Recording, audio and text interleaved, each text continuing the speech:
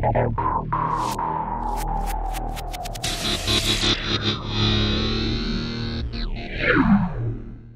vamos aqui começar a palestra. Começo falando um pouco sobre o software aí, o fabricante, que é a Dassault Systems, tá? Quando você vê esse símbolo aí, essa logomarca, esse logo aí, já pode lembrar que é o fabricante do CATIA. Aqui nós temos alguns softwares relacionados aí da Dassault, tá?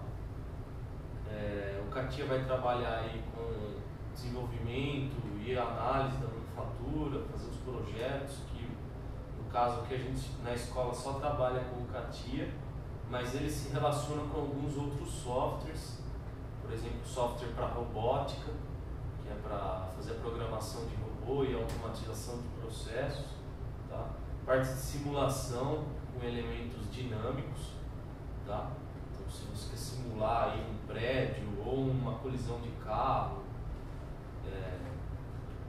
então a gente pode trabalhar isso aí, tá?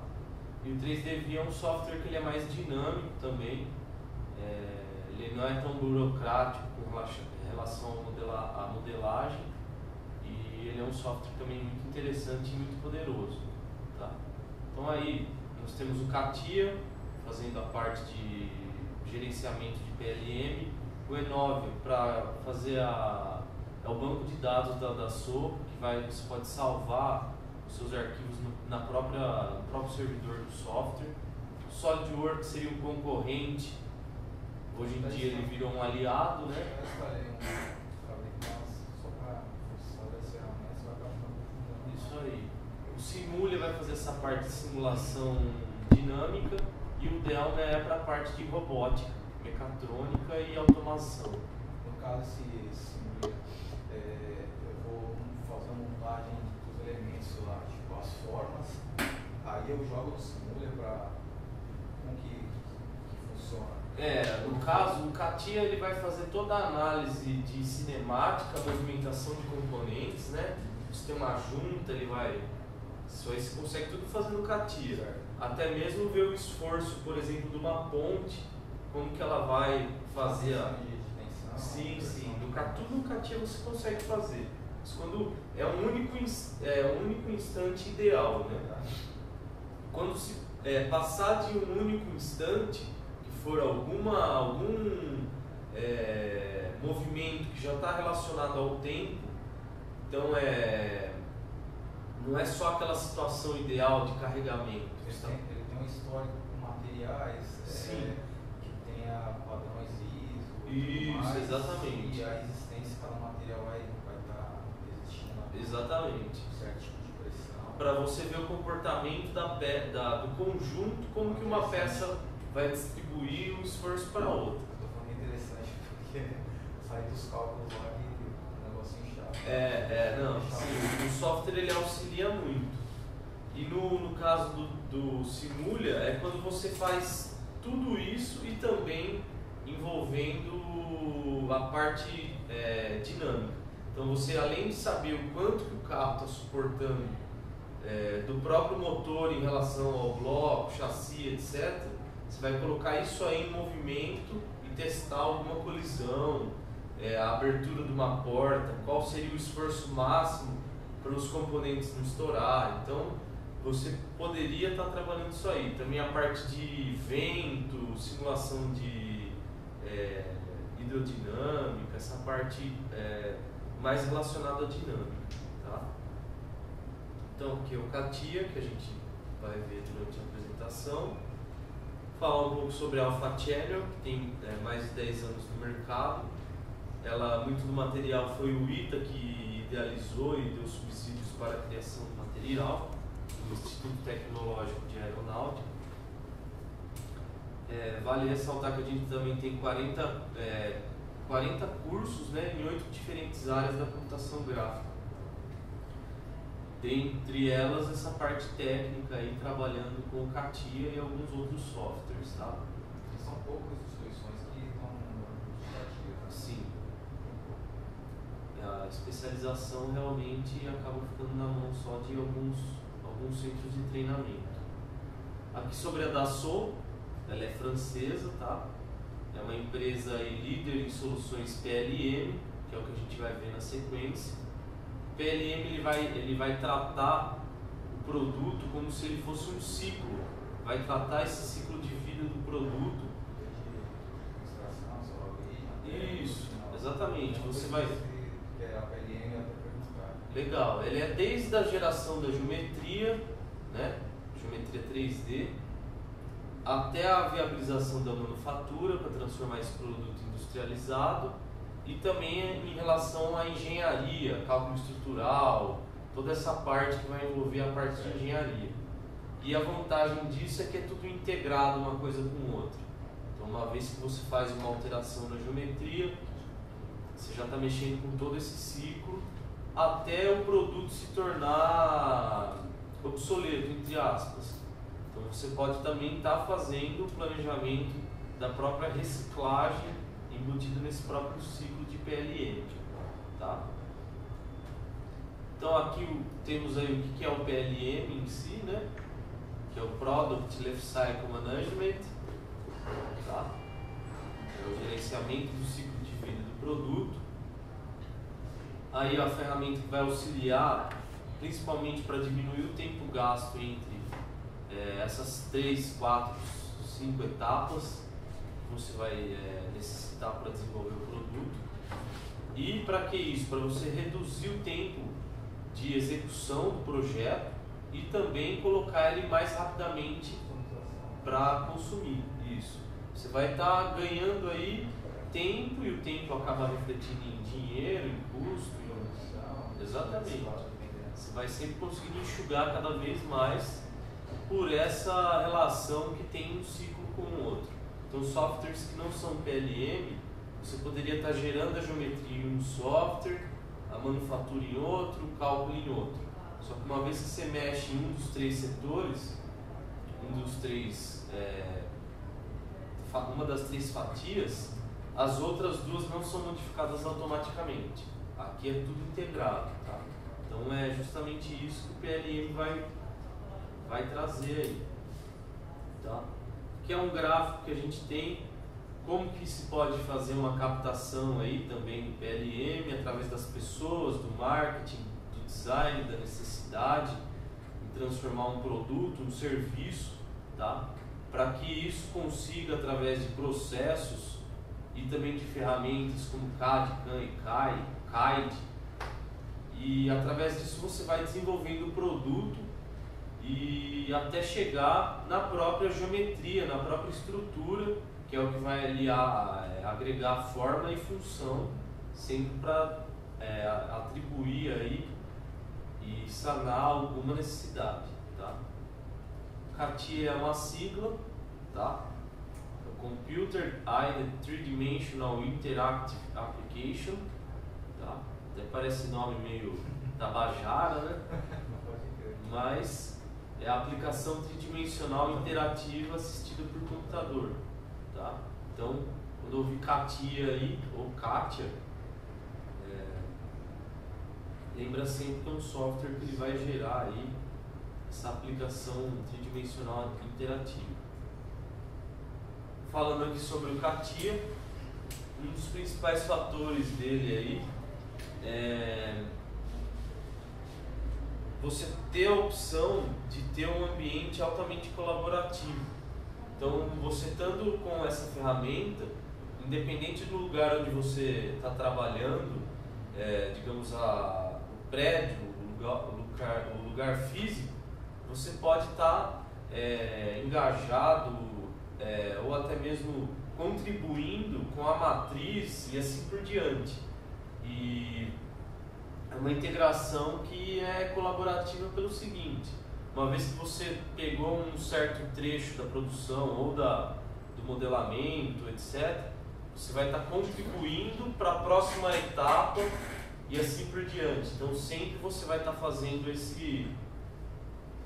pega o serviço determinado, realiza, manda para um banco de dados, o outro profissional que vai fazer outra etapa pega esse arquivo, retrabalha, se precisar volta, E aqui o que o CATIA ele vai poder trabalhar? Engenharia de sistemas, design de formas, engenharia mecânica, de equipamentos. E aqui também é importante esse argumento que fala da reutilização do conhecimento da empresa. Então, normalmente, o que você vai poder fazer? Você vai poder trabalhar... Opa, tudo bem? Você vai poder trabalhar a reutilização desse conhecimento através de todo aquele know-how que a empresa já contribuiu, né? Então, na empresa, por exemplo, automobilística, você vai ter aí um trabalho, por exemplo, o novo Uno. Ele é novo, todo ele por fora, e também o interior, a carcaça, o facelift, né? Mas muito da engenharia e do design foi retirado da própria tecnologia Fiat, do próprio Uno antigo e assim por diante. Então não quer dizer que você vai jogar fora isso aí, você vai retrabalhar e melhorar para que isso se torne mais atrativo e mais adaptado para aquele momento do mercado, tá? Então sempre vai modificando e tendo uma nova geração com melhorias, etc. Digamos que tudo aquilo que já deu certo num projeto que, digamos, já foi bem sucedido, você vai aproveitar, certo? Você tem lá no seu banco de dados, você vai realizar uma montagem e assim por diante.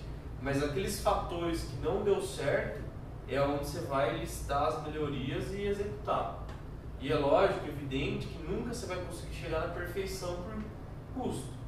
Então você vai conseguir agregar e pôr aquele produto competitivo no mercado, só que você não vai estar resolvendo completamente ele, senão ao invés de ele custar 23 mil, ele vai custar 50. Aí ele já vai deixar de ser um carro para aquele determinado público-alvo, né? Então tem melhorias que ficam inviáveis. Então acabamento, por exemplo, automobilístico. Aí se você quer um produto melhor, você já vai começar a procurar outros tipos de produto que também passaram pelas mesmas estruturações. Ele era um produto X, melhorou e tal, mas ele vai acabar sendo sempre designado aquela fatia de mercado, né? Entretanto, hoje em dia, até falando ainda sobre o Uno, ainda existe o Uno antigo, zero, quadradinho, e também existe o Uno novo, né? Então você ainda tem a produção lá do antigo. Por quê? Porque o antigo ainda, entre aspas, ele ainda é mais barato do que o novo Uno, né? Então são público-alvos diferentes. E a estratégia comercial é sempre você ir fazendo o cliente subindo de degrau em degrau para conseguir chegar cada vez um produto mais caro, que gere manutenção mais cara, vinculando-se à marca e assim por diante. E falando sobre a parte de design, né? As vantagens aí de se utilizar a ferramenta em 3D, principalmente pelo fato de você conseguir visualizar o produto tridimensional. Isso é um diferencial muito importante para a parte de entendimento de todo o processo, tá? Então hoje com 3D, realidade aumentada, vários recursos que você pode ter para conseguir materializar o produto, até mesmo com uma prototipagem rápida, para gerar o produto físico mesmo. Entretanto, o protótipo, na maioria das vezes, o material não vai suportar tração ou pressão, tá? Mas em questão visual, você sempre vai conseguir ver completamente como que vai funcionar esse produto, em relação ao formato, principalmente. Então aqui nós temos o CAD, CAM e CAI, tá? Que são aí etapas do ciclo de vida, digamos, entre aspas, os mais importantes, tá? Evidente que tem subcategorias aqui entre eles, mas basicamente aí é CAD para Computer Aided Design, que você vai estar fazendo desenho auxiliado, assistido por computador. Então, qualquer momento que você tiver que realizar um desenho, você vai trabalhar com medidas precisas, com tolerâncias, etc e tal, vai estar embutindo isso ou no seu desenho 2D ou no seu desenho 3D, tá? Então, sempre quando eu ouvir falar CAD, não vincular o nome CAD com AutoCAD, porque AutoCAD é só mais um produto que trabalha com essa linguagem. O CAI vai trabalhar aqui a parte da engenharia, tá? Então ele vai realizar aí os cálculos estruturais. Eu pretendo hoje na palestra mostrar dois exemplos, um de CAD e um de CAI, tá? Ou até mesmo o mesmo exemplo, fazendo ele e o cálculo estrutural, tá? O CAM já é um pouco mais complicado de mostrar, porque eu teria que programar toda a estratégia aqui, no caso de usinagem, troca de ferramentas, e eu não tenho dados para fazer isso no momento, tá? Mas o CAM aqui é a parte de manufatura auxiliada assistida por computador. Então você não tem mais a necessidade de programar necessariamente na máquina, né? Colocar os comandos na máquina. Você pode simular tudo no 3D. Numa dessas você está economizando e viabilizando processos para se tornar mais eficientes. Você faz a simulação da usinagem no próprio CATIA. Faz a simulação da usinagem, da troca de ferramenta, de onde que vai ser a ancoragem da peça, para prevenir colisões de ferramenta. Você pode depois gerar e otimizar a própria lista do MC Code, que ele vai te gerar uma lista. Ele vem, digamos que 85% correto, mas ele coloca alguns comandos que não são necessários. Então, para quem entende ler a programação, consegue ainda otimizar mais ainda. Então, se o processo demorar meia hora de usinagem, o cara vai conseguir dar uma melhorada, diminuir um pouco aí o percentual, tá? Mas com o código próprio MC Code aí já é possível você realizar a usinagem, torno, usinagem de molde, de peça, tá? Então toda essa parte de manufatura. E o interessante aqui, principal, é que está tudo integrado, né? Então se uma vez eu modifiquei a geometria, eu já estou modificando automaticamente o molde e possibilitando fazer uma nova análise de cálculo, tá?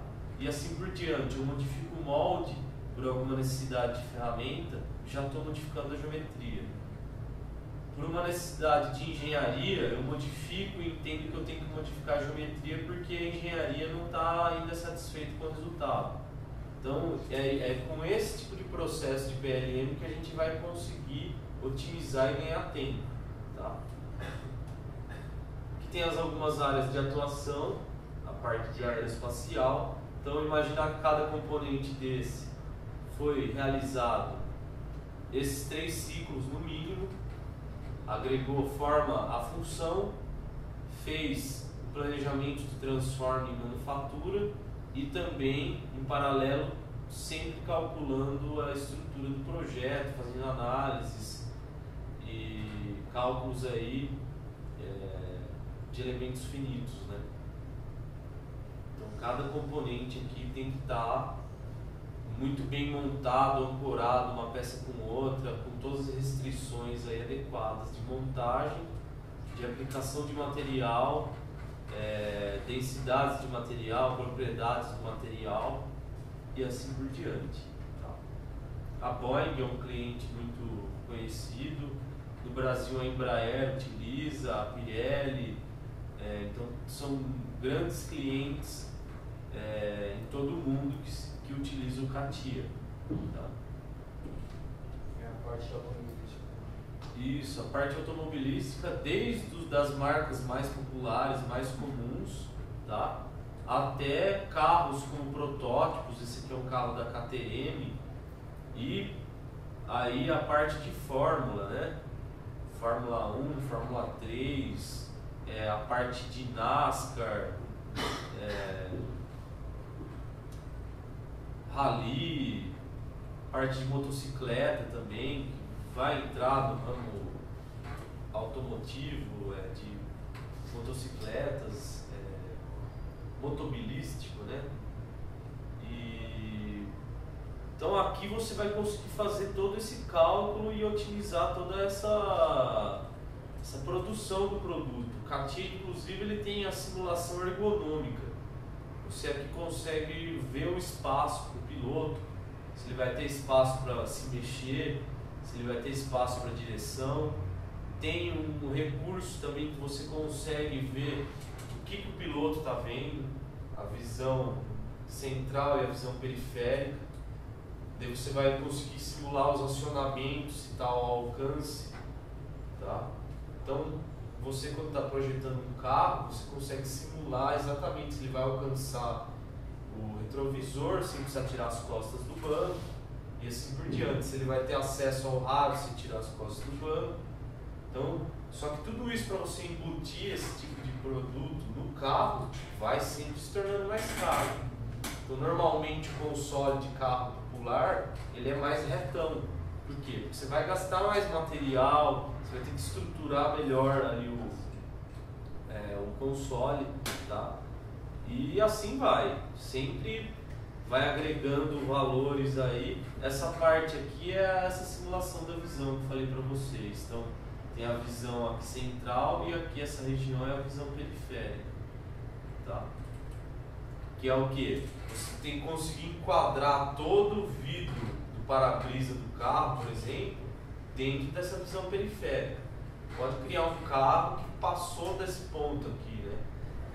Mesma coisa os retrovisores laterais. Isso, tem que estar tudo... Uma pergunta assim, era feito como antigamente, quando não tinha cartilha, sei lá, né? Começaram a fazer para... Você tem esse ensaio todo de quadrar, painel... Tudo é protótipo físico e teste empírico, tentativa e erro. Só que imagina toda vez que não deu certo, você investiu em fazer um protótipo, o protótipo ainda não é uma manufatura. Você está fazendo 1, 2.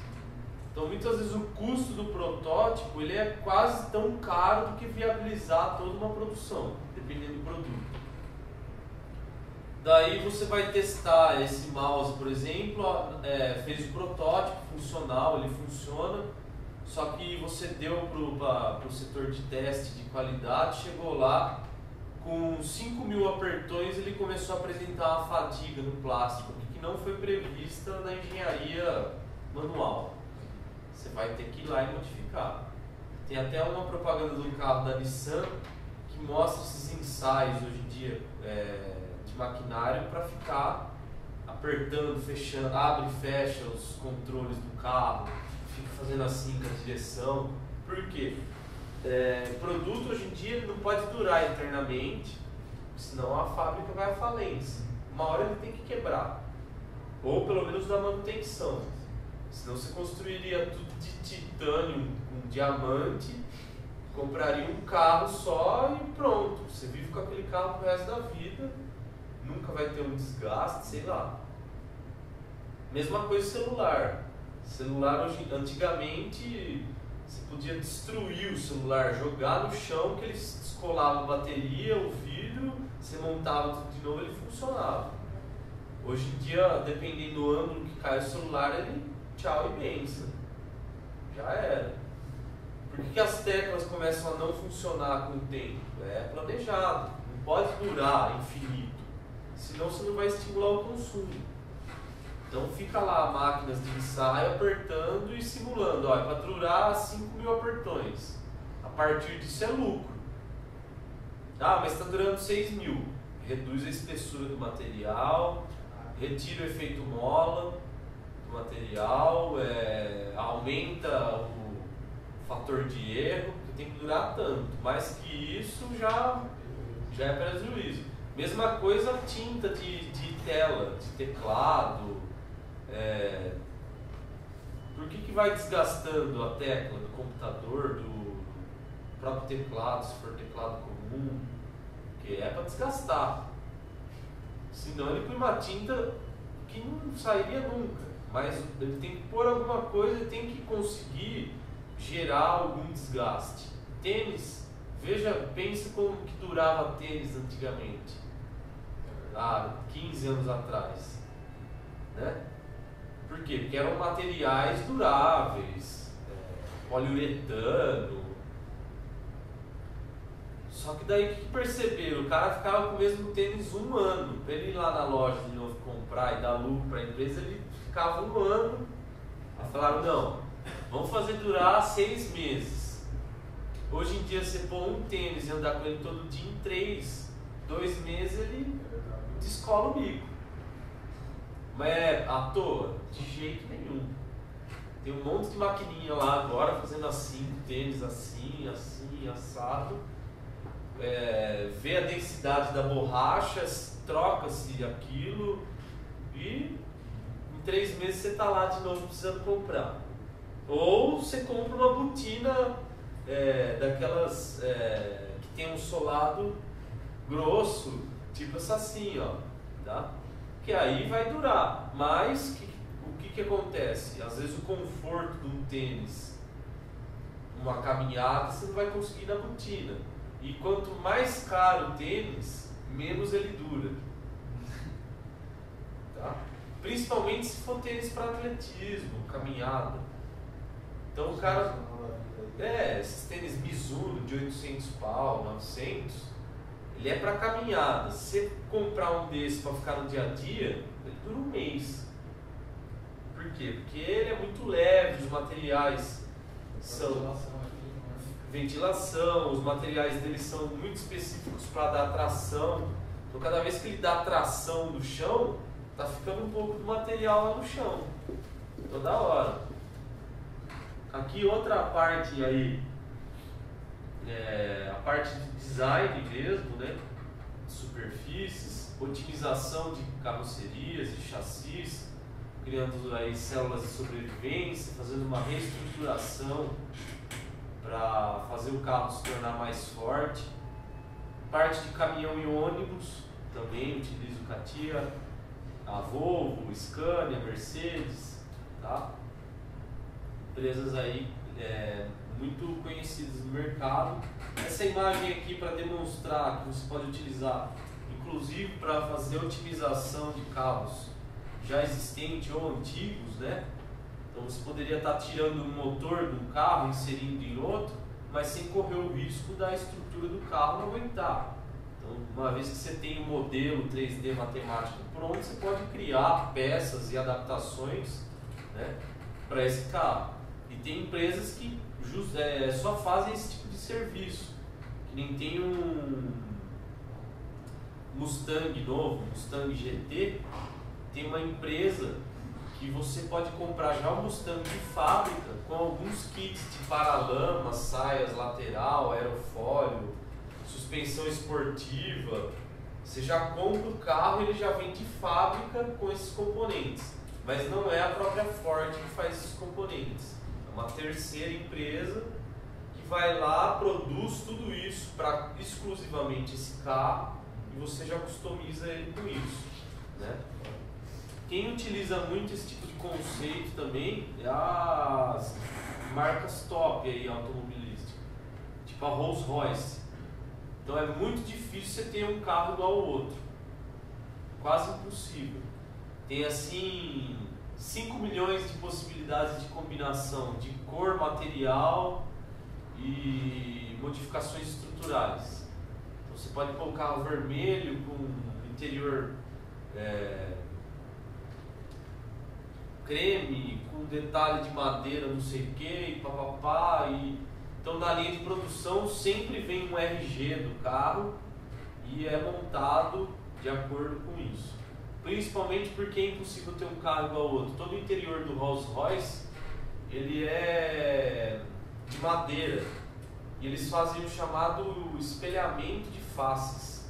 Bem no centro do carro ele pega madeiras parecidas, lâminas de madeiras ou até mesmo espessuras de madeira, e bem no centro do carro onde tem um botão lá, ele coloca as partes iguais.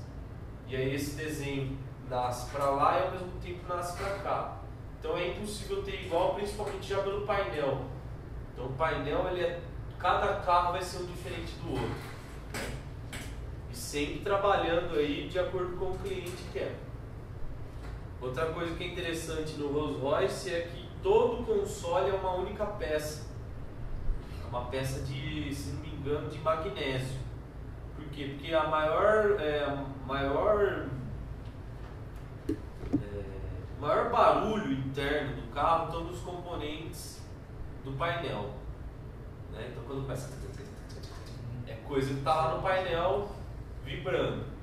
Eles resolveram isso, é uma única peça fundida em magnésio. Então já só essa peça aí, se for ver, custa zero. Tá?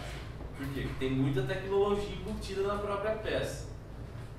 Aqui é um automodelo, né, trazendo características de um veículo e de sistemas aí que deram certo, uma suspensão, transmissão. Então, para que você vai gerar uma nova montagem disso, sabendo que isso aqui já é um produto que funciona e de sucesso, esse tipo de suspensão, tá?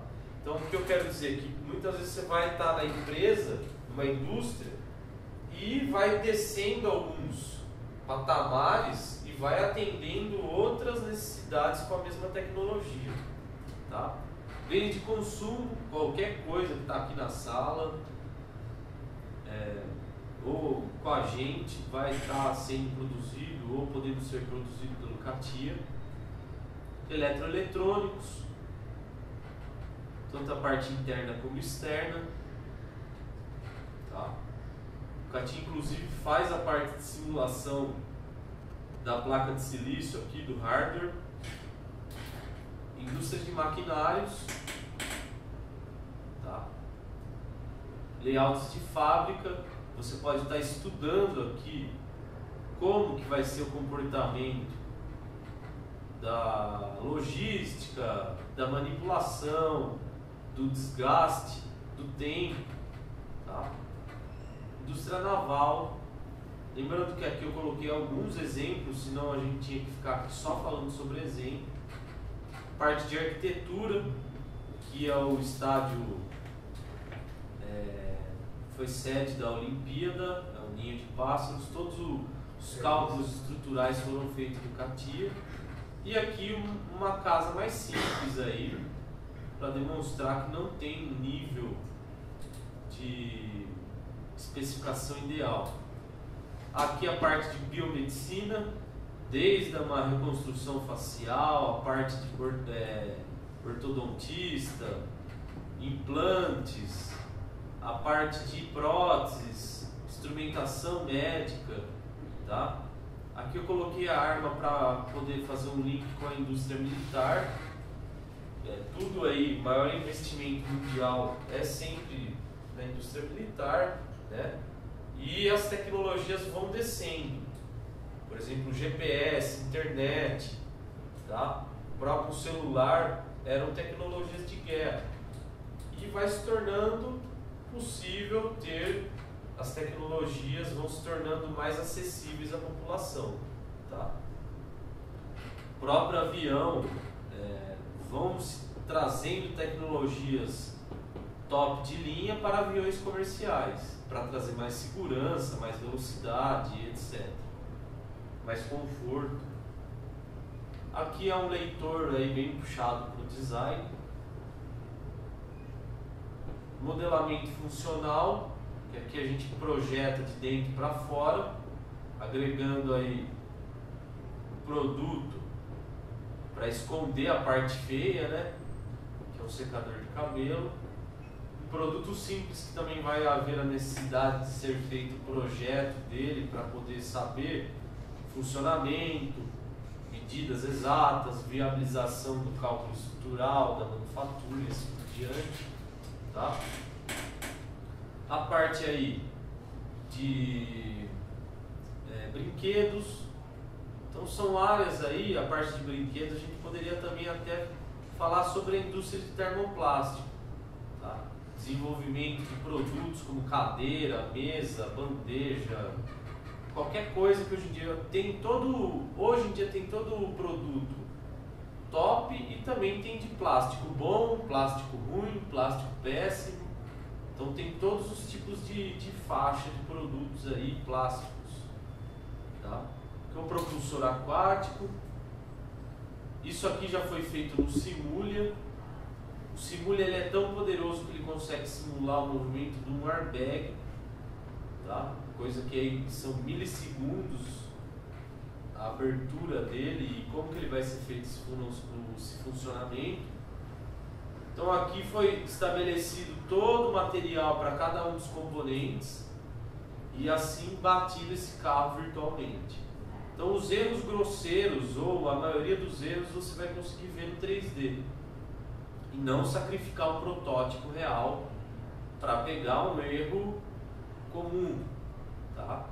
Evidente que depois, quando tudo foi validado, você vai ter que fazer um crash test real, mas 80 a 85% dos erros primários você já resolveu todos eles no 3D, tá? Isso que é o que acaba fazendo a diferença aí, tá? No CATIA eles têm vários aplicativos. Dentro dos aplicativos eles vão trabalhar os módulos, tá? São muitos módulos. No nosso curso básico que a gente aborda o desenho mecânico de peças, fazer peças, montar e documentar. Então aqui no Part Design a gente vai trabalhar o modelamento sólido de peças mecânicas, tá? Que é o CAT Part. O Assembly Design a gente vai trabalhar montagens de peças e componentes e simulações de comportamento de montagem, como colisão entre peças e funcionamento do conjunto, tá? Vai gerar aí um CAT Product. E no finalzinho do curso a gente vê o Drafting, que é para gerar a documentação 2D das peças e dos componentes, gerar manuais de montagens, vistas em corte, detalhe, desenho técnico e tudo mais. Tá? Aqui tem algumas referências do próprio site da Dassault e as imagens do Google. Tá? E aqui tem algumas referências profissionais, que eu sou formado em desenho industrial, fiz pós-graduação em CAD e CAI, projeto e análise de manufatura com auxílio por computador. Tá? Trabalho aí 80%, 90% com engenharia mecânica e civil. Tá? Faço consultoria para design de produtos e viabilização de projetos, publicidade e propaganda. Tem um projeto aí que a gente conseguiu patentear no ano passado, que é a motopista elevada, e também trabalho aqui na Alfatieri como professor. Tá? Então aqui, pessoal, eu vou até fazer um exercício que eles vão acabar fazendo ainda.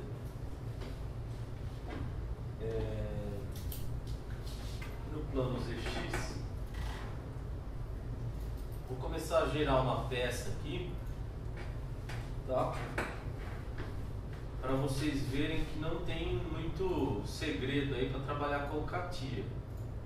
É lógico que a gente vai precisar dominar a técnica aí, mas como todas as outras coisas na vida, quanto mais você vai praticando, mais rápido vai ficando o seu processo de criação aí. Tá? Então aqui estou como se fosse criando linhas e atribuindo medidas. Tá? O CATIA sempre ele vai te informando o que está certo e o que está errado, tá? Para você saber aonde você tem que parametrizar melhor a sua peça. Tá? E aqui eu vou agora gerar um espelho dessa própria linha e gerar um volume aqui de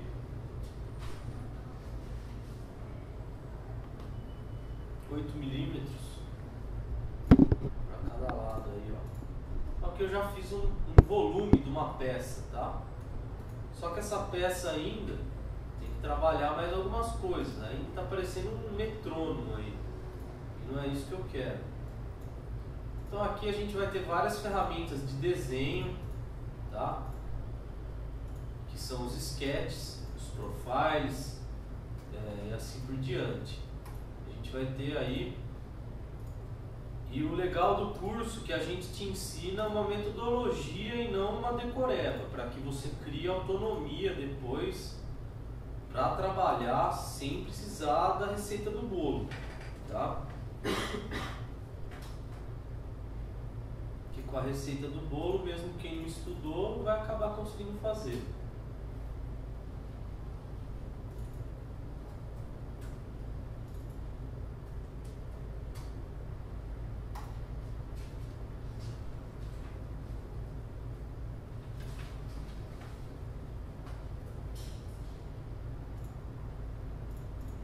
Agora já virou um T de ponta cabeça, ó.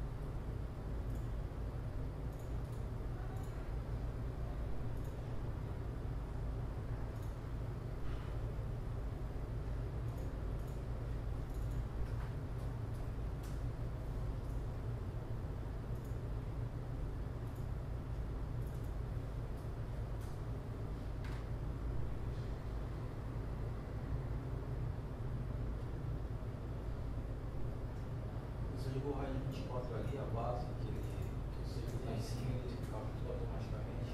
Oi? Ligou o raio 24, a base que ele foi criado em cima. Isso, ele já ajustou, mas ainda ela tá solta, ó. Vou travar ela agora. Aqui sim é 24. De construção.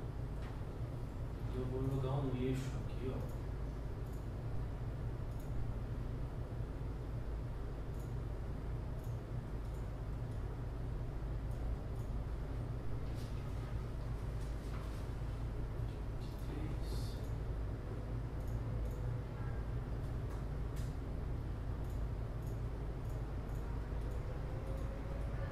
A peça vai nascendo aí, ó.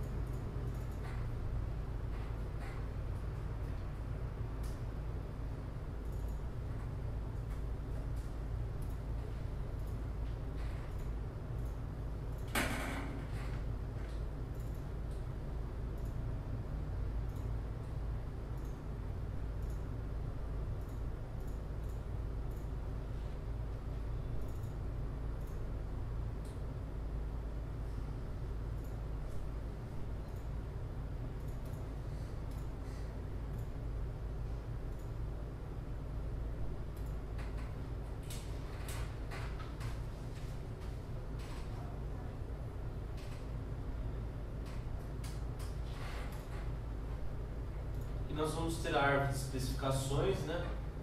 Todo o conteúdo que é reaproveitado, tá? Então aqui você vai poder trabalhar e saber ler e interpretar essa árvore. Agora eu vou colocar esse rebaixo lá do outro lado. Uma vez que eu modificar o original, a instância, a cópia vai ser modificada automaticamente.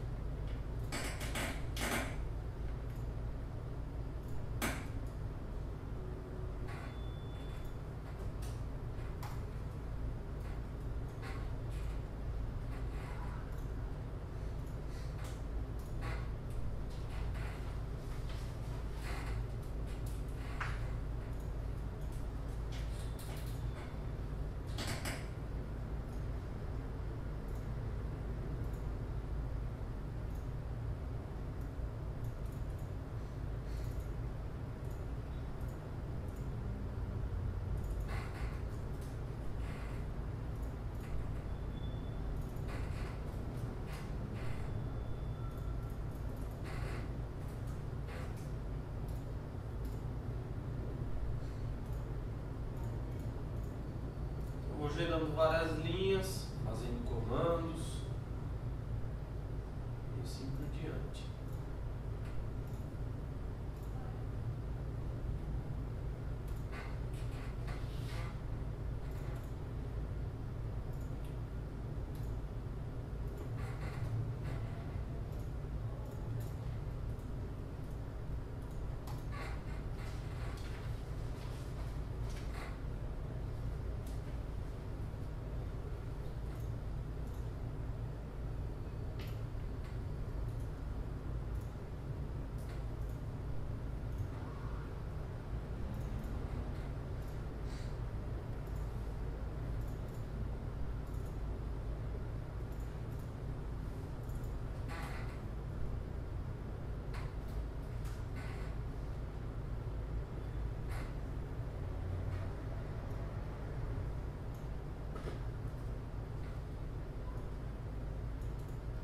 Achei um erro aqui.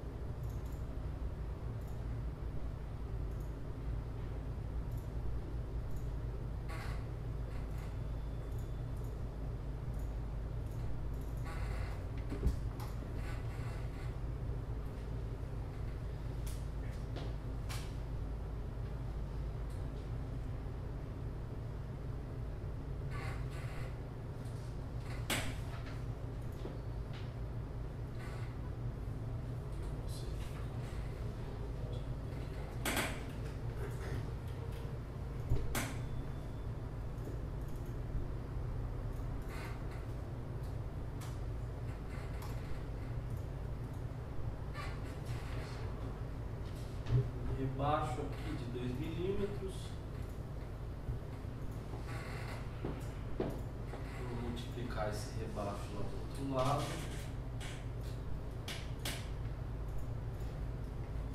E a peça está quase pronta. Tem um fillet aqui, um pequeno arredondamento.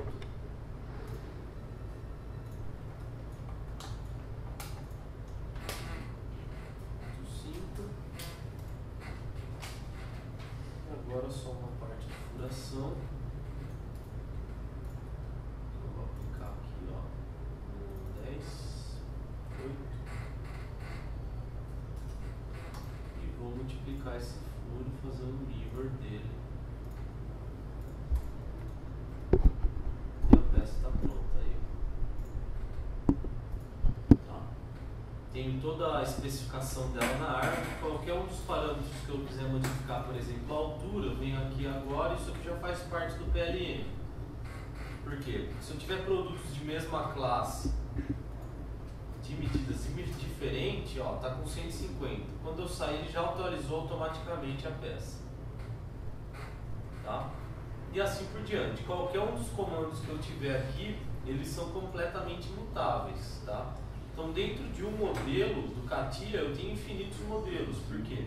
Porque dentro de cada um deles eu vou ter inúmeros parâmetros. Quanto mais eu colocar, mais parâmetros de modificação eu vou ter. Tá? Agora eu posso aqui aplicar um material, ó. Vou colocar ela de aço.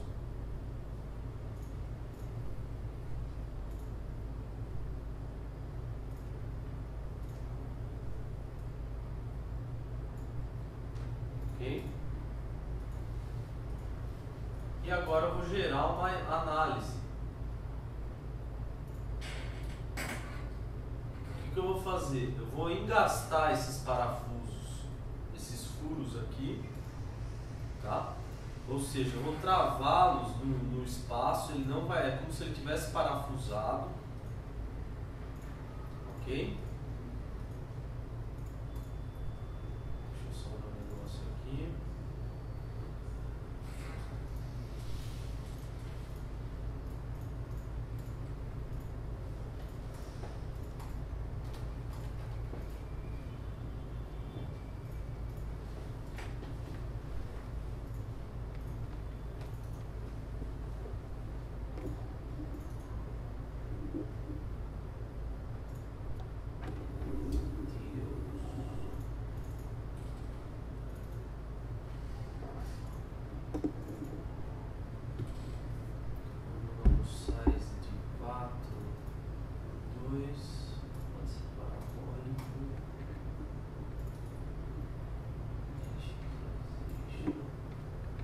O que ele faz aqui no cálculo estrutural? Ele divide a peça em tetraedros, tá? Polígonos triangulares em todas as faces. Quanto menor esse polígono, maior o cálculo e menor o erro. Só que mais demorado fica. Então, se eu reduzir muito o número, eu vou demorar dias para fazer o cálculo e o percentual de erro de 5%, que já é plausível, vai cair para 4%. Então não tem...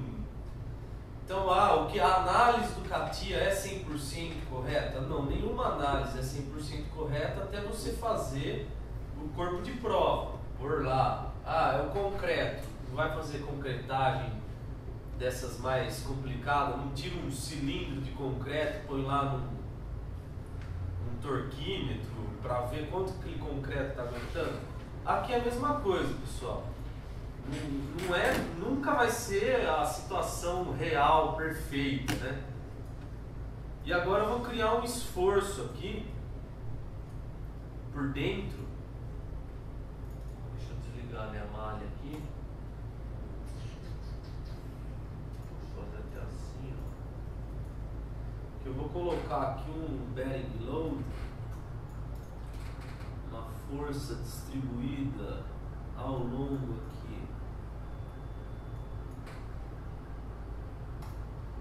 nessa face. Só que eu preciso estar sem o mesh.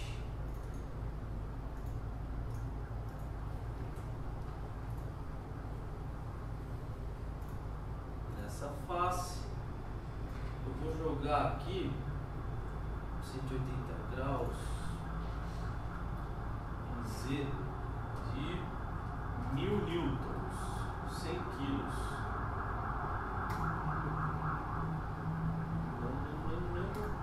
Tá.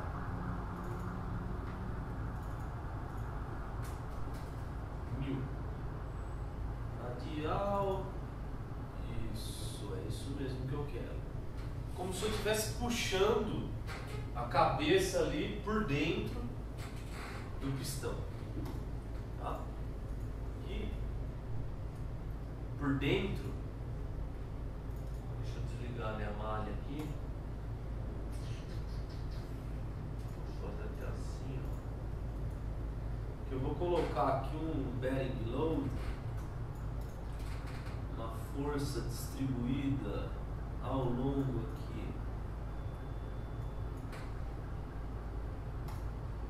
nessa face, só que eu preciso estar sem o mesh.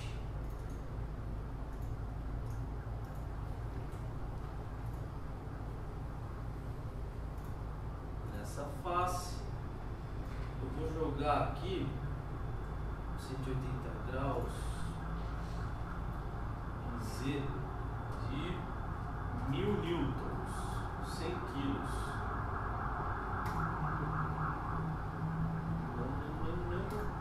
Tá.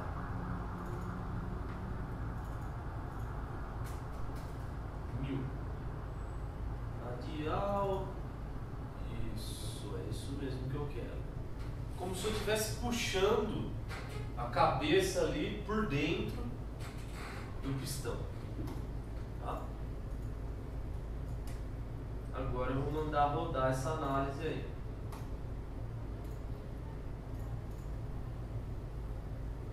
E aqui, pessoal, você tem infinitas variáveis, tá? Eu fiz um trabalho aqui bem simplesinho, só para demonstração. Mas aqui você vai conseguir fazer várias coisas.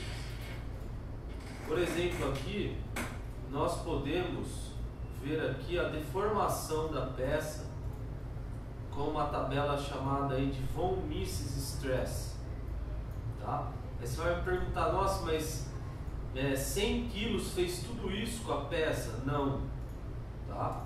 Não fez tudo isso com a peça. Então, mas por que está assim? Porque eu tenho um cofator aqui de aumento, tá? Esse cofator de aumento, eu posso chegar aqui no aço, isso é um dado que eu já sei, até 2,5 a oitava. Isso aqui é o quanto o aço consegue esticar sem romper. Aliás, não é nem sem romper, sem deformar. Sai do molde elástico para o módulo plástico. Tá? Agora, o que acontece? Com aquela força eu ajustei o meu gráfico, eu nem cheguei a ficar verde. Então está completamente tranquilo. Mas por que ainda está deformado? Porque o meu cofator ele ainda está muito ampliado. Tá? Eu estou enxergando o erro 3.000 vezes amplificadamente. Estou vendo o erro 3.000 vezes maior. Se eu colocar o cofator como 1, você vai ver que a peça nem modificou. O que eu vou fazer agora? Eu vou pôr mais força aí. Ao invés de 100 quilos, agora eu vou colocar 1 tonelada. Aí o bicho vai pegar. E aí eu mando rodar novamente o cálculo.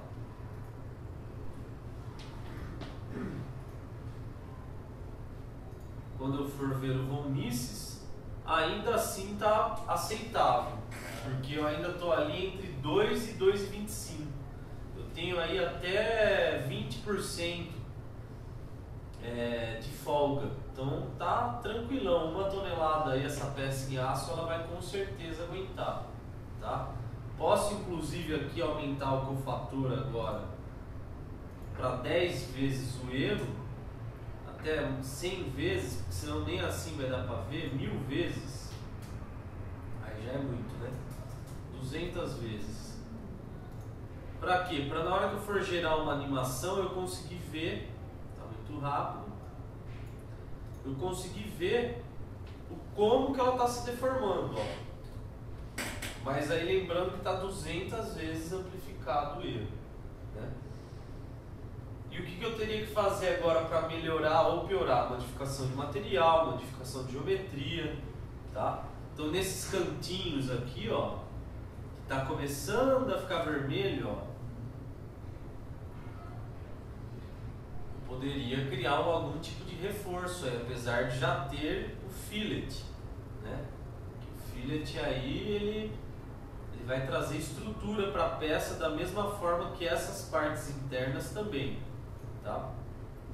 Aqui outra coisa que dá para a gente ver é a maior deformação do modelo, tá?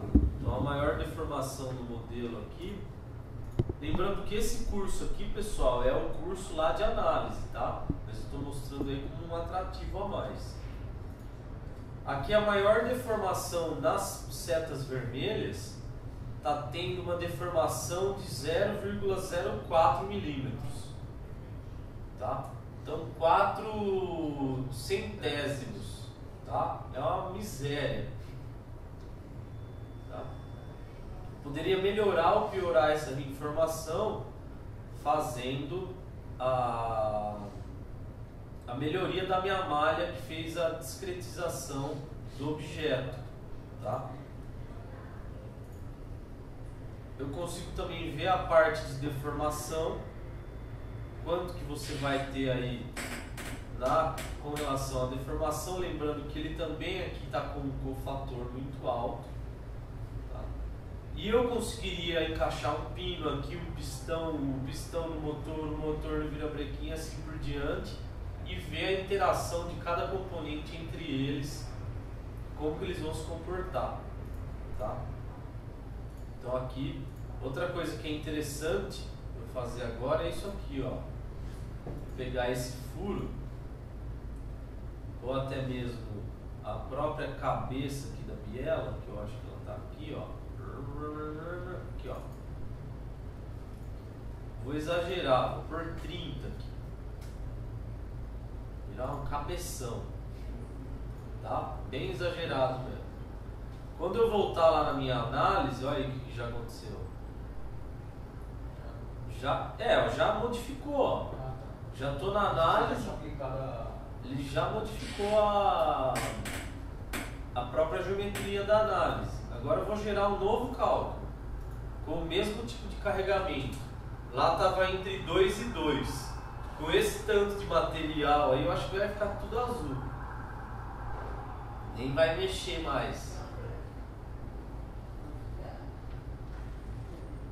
Vamos ver. Ó, caiu para 7,5 a sétima agora, tá? Só que eu estou gastando material aí adoidado, né? Mas foi só para demonstrar quanta precisão que ele pode ir te fornecendo, tá? Aqui eu poderia saber exatamente quanto que está pesando essa peça. Isso sim já é um dado exato, ela está pesando 552 gramas. Exatamente, sem pôr, sem tirar, em aço.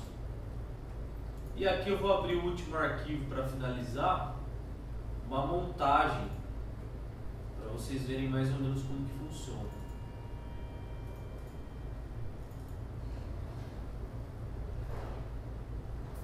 Então aqui nós temos um motor, tá? Todo ele já com todas as restrições de montagem, prontinho. Aqui a gente fez o projeto de um bloco inferior, também bem puxado para o design aí, calculando se vai ter colisão, se não vai, tá? E agora eu posso ir lá naquele modelo e gerar até uma manipulação, ou seja, fazer uma análise da própria montagem, para ver o que? Posso fazer isso aqui, ó. Explodir, jogar todas as peças, posso retornar as peças para os locais ideais, e aqui eu vou gerar uma manipulação, vou pôr até em perspectiva para ficar mais chique, subir com a árvore, pôr num ângulo legal aqui visual e gerar uma manipulação desse movimento. Opa!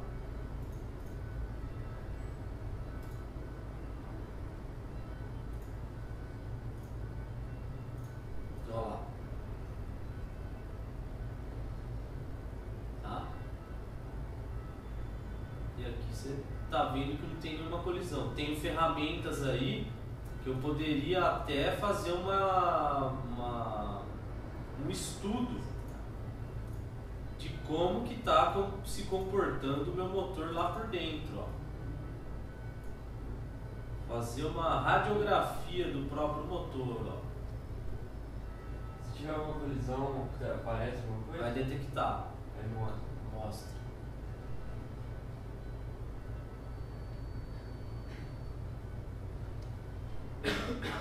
Tá? Eu tenho aí várias e várias ferramentas para trabalhar essa parte de colisão. Posso até mostrar uma colisão aqui que tem nesse modelo, ó. Se eu cortar ele em X mesmo e ligar aqui o Clash Detection e pôr para cortar o volume, vou lá no pistão. Olha o que acontece com o pistão em relação ao bloco, ó. E como eu liguei o Clash Detection, ele abre um outro corte aqui, ó. Esse corte é pertinente, deixa eu dar um tile vertical aqui. Esse corte ele é pertinente ao que eu estou enxergando lá. Viu? Quando eu arrastar aqui, vai arrastar aqui, ó. Certo? Então eu posso olhar e vir aqui, porque ele está deixando vermelho que está em colisão. Ou eu aumento o espaço da camisa ou diminuo o pistão. Tá? E aí tem mais algumas outras ferramentas específicas para você gerar esse tipo de análise. Eu sei que tem uma outra colisão aqui, ó, entre o parafuso e a porta. Tá? Mas isso pode ser uma colisão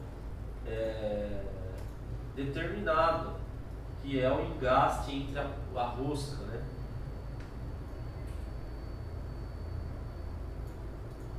Então aqui eu vou fazendo um estudo, tem uma colisão entre a bronzina e a biela,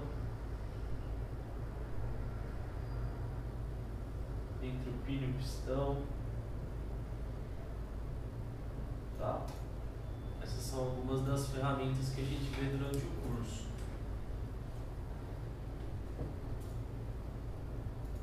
O que mais? Vou mostrar aqui uma rápida apresentação da superfície.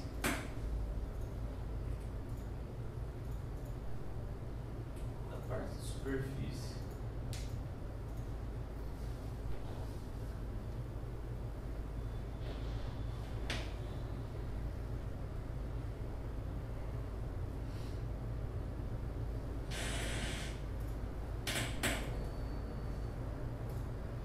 Aqui basicamente vai funcionar do mesmo jeito, tá, pessoal? A gente vai fazer aqui linhas e superfícies, tá? Podendo aí trabalhar qualquer tipo de design.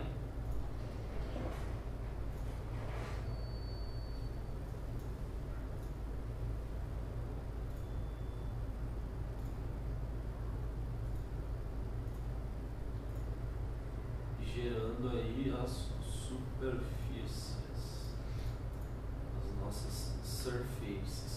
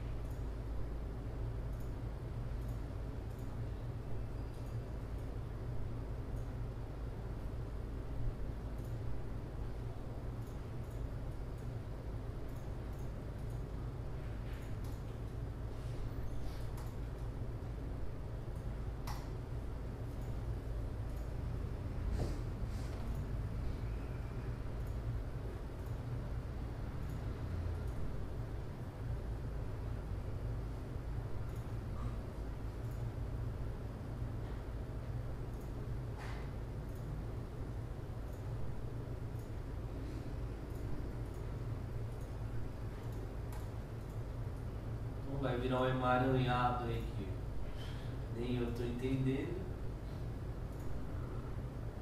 Agora eu vou jogar um fundo aqui.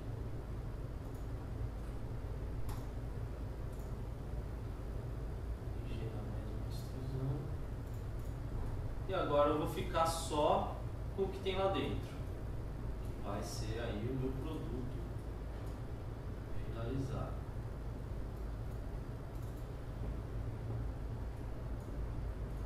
Vamos ver se isso aqui vai dar certo. Esse. Isso.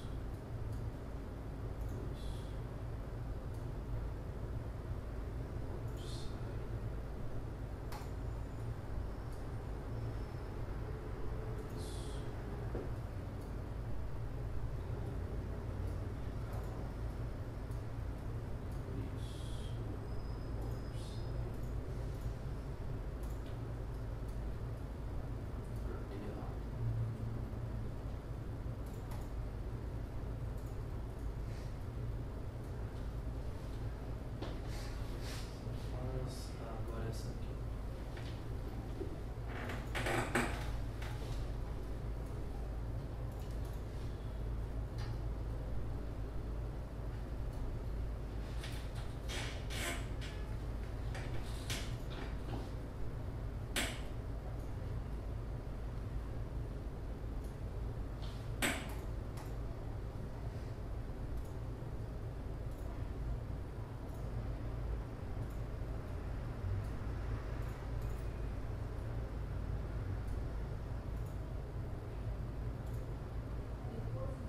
Aqui eu gerei um bloquinho aí, todo ele feito por superfície. Agora eu posso dar algum tipo de acabamento aqui, ó.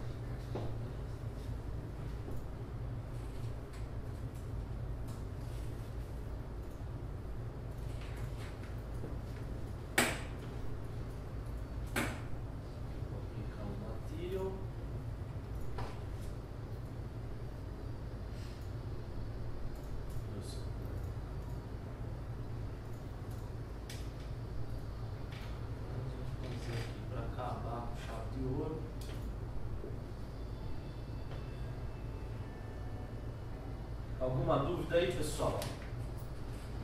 Deu para entender mais ou menos aí o foco dos cursos?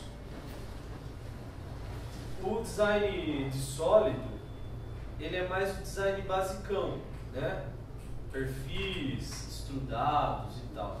Design de superfície é quando você quer atribuir mais design na forma, tá? Você vai trabalhar melhor aí a parte visual do produto, né?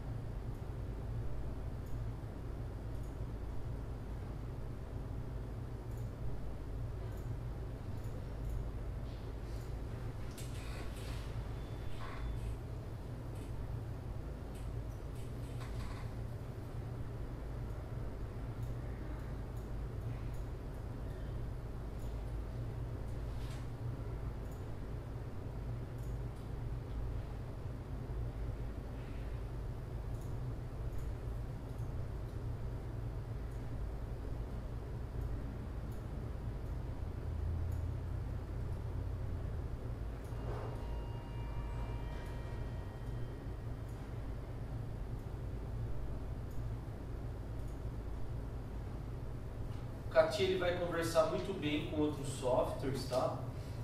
Você tem como exportar para alguns outros softwares técnicos. E basicamente é isso aí. Trabalhando aí essa parte de 3D. E aí tem o desenvolvimento, a princípio do curso básico, que é o CAD 3D com CATIA, o de superfície e também o de análise, que é os 3 cursos que a gente trabalha aqui na escola. Lembrando que o curso básico vai ver a parte de modelamento de peças, montagem e a parte de documentação, gerar as pranchas técnicas. Tá? O de superfície, o foco principal é o design de superfície, e o de análise a gente passa por várias ferramentas para otimização de cálculos estruturais. Mais para projeto mecânico e também para simulação de objetos do dia a dia, tipo uma cadeira, uma prateleira, também pode ser aplicado em produtos com não tanta tecnologia. Certo? Maravilha, então.